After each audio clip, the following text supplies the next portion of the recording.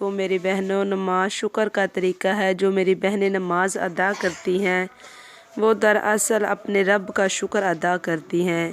ایک بار ایک بزرگ کے پاس ایک شخص موجود تھا جس نے کہا مجھے کوئی نصیحت فرمائیں۔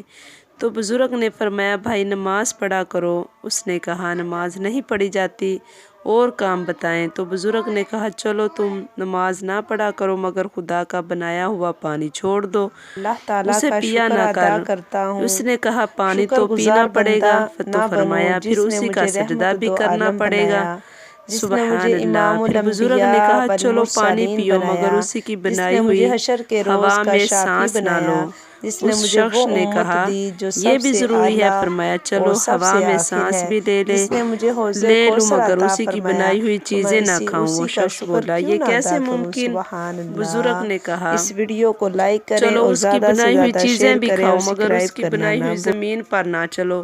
وہ شخص بولا اور کہا جا سکتا ہوں، اس زمین پر ہی رہنا ہوگا۔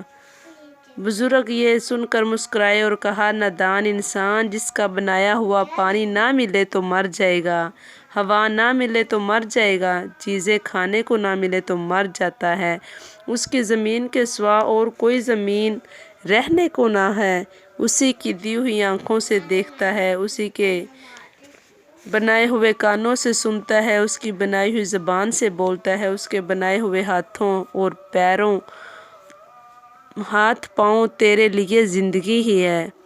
اے نادان سن، تو پھر جس نے تجھے اتنی نعمتوں سے نوازا ہے تو اس کو 5 وقت سجدے نہیں کر سکتا؟ کتنا خود غرض ہے تو، ناشکرا۔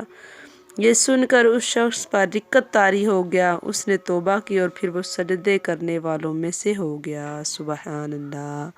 اس ویڈیو کو لائک کریں، زیادہ سے زیادہ شیئر کریں اور سبسکرائب کرنا نہ بھولیں۔